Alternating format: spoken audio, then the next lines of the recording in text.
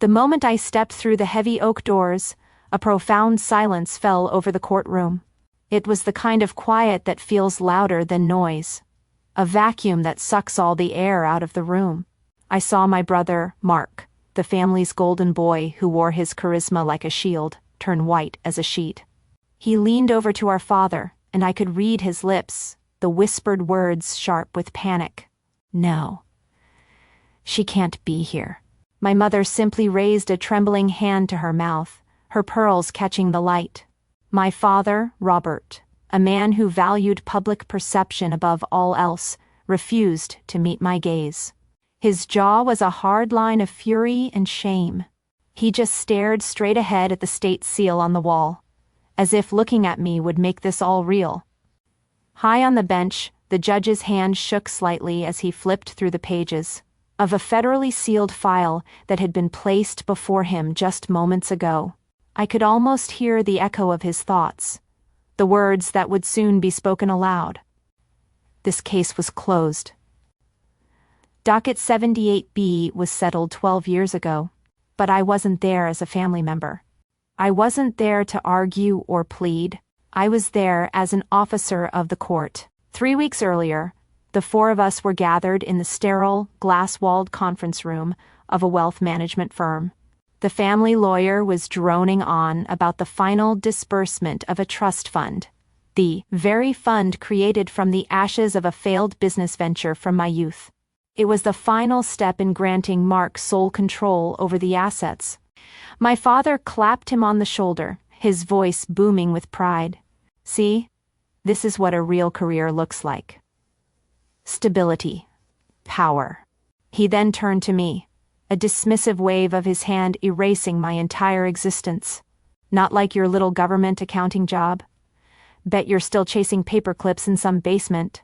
Mark just smirked, leaning back in his chair with an air of practiced magnanimity. "Don't worry, Annie," he said, the nickname a deliberate jab. "Once this clears, I'll make sure your car loan is paid off. My treat." The insult was so much more than the words. It was the memory of every ignored achievement.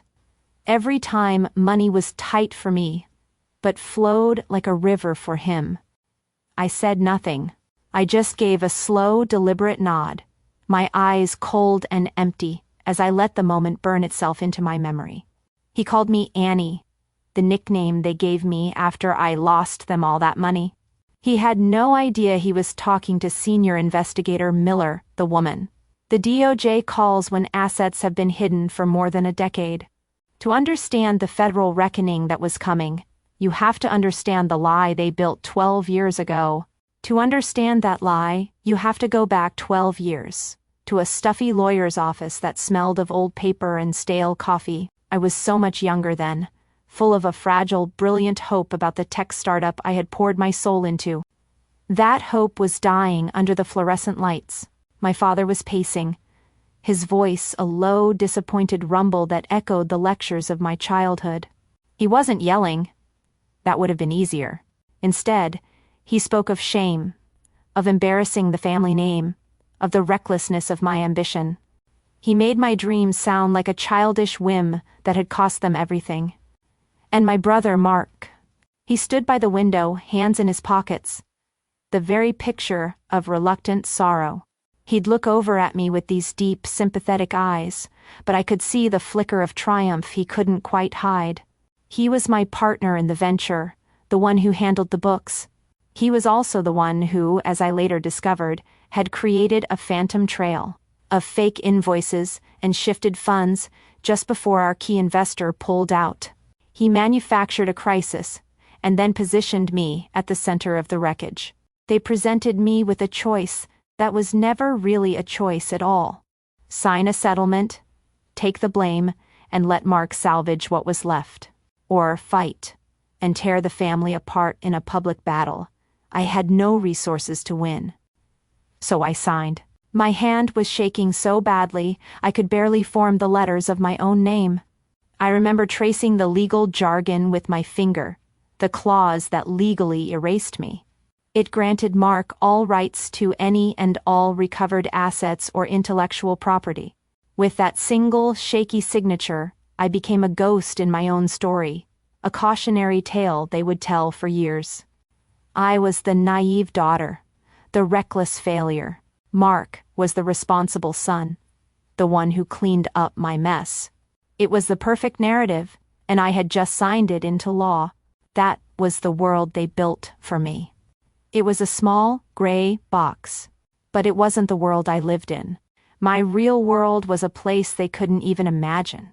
It wasn't some boring basement office, it was a SCIF, a sensitive compartmented information facility, a place with no windows, where the only light came from the glow of 24 monitors and the only sound was the quiet hum of servers processing terabytes of global financial data.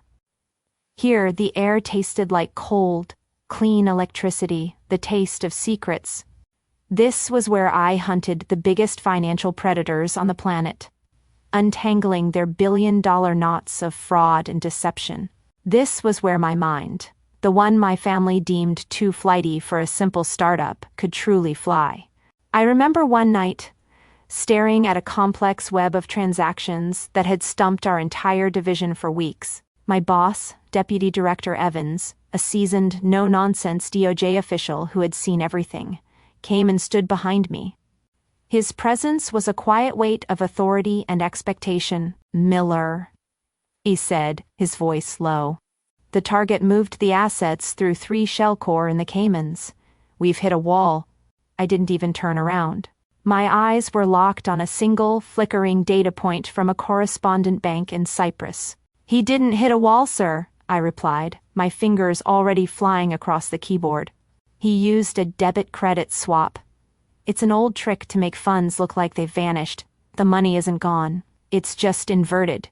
I isolated the transaction string, rerouting the trace.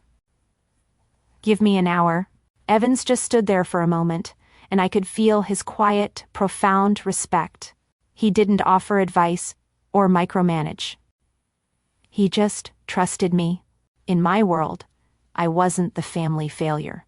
They called me the ghost, the one who could resurrect a dead financial trail and find the money that the world's most powerful criminals thought they had buried forever. The irony was a constant quiet hum in the back of my mind. My family had branded me a failure for losing $50,000 of their seed money my brother had actually stolen. Yet at my day job, I was leading the team that had just recovered over $200 million from an international cartel's money laundering scheme. They pictured me in a cubicle, buried in mundane spreadsheets and chasing paperclips. The truth was, I was balancing the scales of justice on a global level. They saw me as the girl who needed her car loan paid off. The federal government saw me as one of its sharpest weapons in the war on financial crime. I lived these 2 lives in parallel, never letting them touch because the chasm between their perception and my reality was simply too vast to bridge.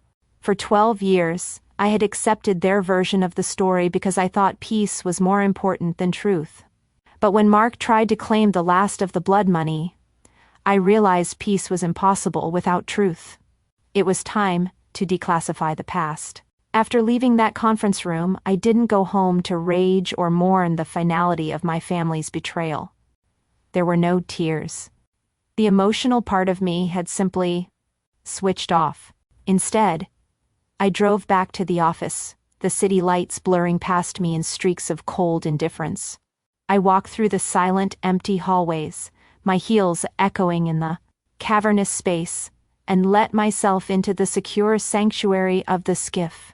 The hum of the servers was a familiar comfort, the language of logic and order. There, I sat in the cool glow of my monitor and pulled up a file that had been dormant for 12 years. My own. I knew the state-level civil case was long since dead and buried, sealed by the settlement I had been forced to sign. But my family, in their arrogance, had forgotten the world I now lived in. They didn't know that the federal statute of limitations for wire fraud was a different animal entirely, and my brother's greedy attempt to access the final disbursement of the trust, that wasn't just a withdrawal. In the eyes of the U.S. government, it was a new overt act in a continuing criminal conspiracy. He had just personally reopened the door to his own past. My fingers moved with a cold, steady precision across the keyboard. There was no passion in it, only purpose. I began to draft a formal legal document, a petition for jurisdictional review and asset freeze. Into this document, I poured the evidence I had quietly gathered and held on to for years. I accessed the unredacted bank statements from the startup's collapse, the ones Mark never knew existed. There it was, in black and white, the interstate wire transfer from our company, account to a personal, hidden account he had opened a month prior. The money trail was clean, damning, and irrefutable. The next morning, I walked into the office of Deputy Director Evans. I placed the file on his desk without a word. He read it, his expression growing more grim with every page. When he finished, he looked up at me. His eyes filled not with pity, but with a cold, professional anger. "He used an interstate wire transfer to defraud you," Evans stated, his voice flat. "Then he used the settlement to launder the gains into a trust. This is textbook. It's clean." I kept my composure, my voice steady. "He's scheduled to take final possession in 3 weeks. At the probate court hearing." Evans stared at me for a long moment, the unspoken personal weight of it all hanging in the air between us. Then he gave a decisive nod. "Then we'll serve the court at that hearing." He pushed the file back towards me, his gaze firm. "This is no longer a family matter, investigator. It's a federal case." I took the file, printed the damning bank records, and signed the final page of the petition. Not as Annie, the family failure, but with the full weight of my title, Anna Miller, Senior Investigator, Asset Forfeiture and Financial Crimes Division. My family was preparing for a celebration. They were attending court to witness Mark's final victory. They had no idea that I had already filed a motion, and that the guest of honor at their party would be the United States Department of Justice. The probate courtroom felt more like a coronation than a legal proceeding. From my position at the back, hidden in the shadows by the heavy doors, I watched the scene unfold. My family occupied the entire front row, beaming as if they were royalty. My brother Mark was the king, shaking his lawyer's hand and accepting whispered congratulations from family friends. He was oozing a confidence so profound it was almost liquid, a tangible aura of victory that filled the room. The judge seemed to feel it too, shuffling through his routine papers with an air of detached boredom. This was all just a formality, a final rubber stamp on my brother's triumph and my family's carefully crafted legacy. Then, I pushed the doors open. The sound was not loud, but the sudden shift in light and the sight of me standing there sent a shockwave through the room. A wave of silence radiated out from my position, silencing the whispers and freezing the confident smiles. As I took my first step forward, my sharp, professional suit a stark contrast. To the celebratory attire of the gallery, another figure entered behind me, a uniformed U.S. Marshal, his presence an immediate and absolute disruption of the local court's authority. He carried a thick, federally sealed file. He didn't look at anyone, simply walked with a measured pace down the aisle, handed the file to the bailiff, who then placed it with a soft thud on the judge's bench. That small sound changed everything. The judge looked down at the official seal, then at me, then back to the file. He opened it, and I watched as the blood drained from his face. His entire demeanor shifted. The boredom vanished, replaced by a grave, focused intensity. He cleared his throat, the sound unnaturally loud in the dead quiet. He looked directly at Mark's lawyer. "Counselor," he began, his voice now stripped of all warmth, "this court has just received a federal petition that takes precedence. It alleges the assets in question, specifically the M Trust, are the proceeds of a federal crime." A gasp rippled through the pews. Mark's lawyer sputtered, but the judge held up a hand, silencing him before he could begin. The judge began to read from my affidavit, his voice carrying to every corner of the room. He never used my first name. He used my title, and the words echoed off the polished wood. According to the signed affidavit by Senior Investigator Miller of the Department of Justice, he laid out the entire conspiracy, his voice a steady, damning rhythm. He detailed the evidence of wire fraud from 12 years ago, citing the specific transaction numbers, the dates, the routing information I had uncovered. The original civil settlement, the judge concluded, his eyes boring into my brother, was predicated on fraudulent documentation, rendering it void. Objection. Mark's lawyer finally roared, finding his voice. Your Honor, this is a flagrant abuse of process. This is a family dispute. This woman is the defendant's sister. The judge slowly took off his glasses. He looked at the sputtering lawyer. Then he looked directly at me. Is the petitioner, Investigator Miller, present? I stood up, and my voice was as steady as my hand had been when I signed the petition.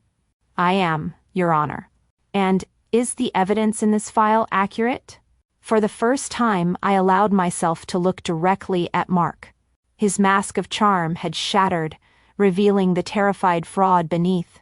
All the years of being overlooked, of being the footnote in his story, coalesced into this single, clarifying moment of truth. It is, Your Honor, I said, my voice ringing with an authority he had never heard from me. The defendant's actions fall under Title 18, Section 1343 of the U.S. Code. My department requests an immediate and indefinite freeze on all assets pending a full federal investigation. The reaction was instantaneous and devastating. My father, a man who understood chain of command and the crushing weight of institutional power, looked like he had been physically struck. He finally understood. My mother's hand flew to her mouth, a choked sob escaping. But my eyes were on Mark. He was frozen, a statue of disbelief and sheer terror. His entire life, his reputation, the legacy he had stolen, it had all just been publicly and irreversibly dismantled by the boring government accountant he had so casually dismissed. The judge picked up his gavel, the wooden mallet seeming to weigh 1,000 pounds. He brought it down with a deafening crack. Asset freeze is granted. This hearing is adjourned, pending federal review. For 12 years, my name was synonymous with failure in their eyes. In the space of 5 minutes, my title had just made their name synonymous with fraud. The echo of the gavel seemed to hang in the air long after the judge had left the bench. The courtroom, once buzzing with my family's triumphant energy, was now a cavern of stunned silence. Court officers moved with quiet efficiency, clearing the room, their presence a stark reminder that this was now an official space, not a private theater for my family's drama. Mark was still frozen in his chair, his face a blank mask of shock, as the U.S. Marshal calmly served him with a federal subpoena and quietly instructed him not to leave the state. His lawyer was a frantic mess, whispering urgently into his ear, but my brother seemed to hear nothing. My family remained seated in the front row, shrunken and insignificant in the vast, empty room. They looked like strangers I had once known, figures from a faded photograph. All the power and prestige they had projected just minutes before had evaporated, leaving behind 3 small, broken people. I didn't feel a surge of victory or a bitter taste of revenge. I simply felt quiet. I calmly collected my briefcase, snapped the latches shut, and gave a respectful, formal nod to the judge's empty bench. Then, I turned and walked away from the wreckage of their lives without a single backward glance. Deputy Director Evans was waiting for me in the hallway, his posture as solid and uncompromising as ever. He didn't smile or offer a handshake. He just looked at me, his eyes conveying a deep, professional understanding that was worth more than any effusive praise. "Good work, Miller," he said, his voice a low rumble. "Let's go." It was the highest compliment he could give, and in that moment, it was the only validation I had ever needed.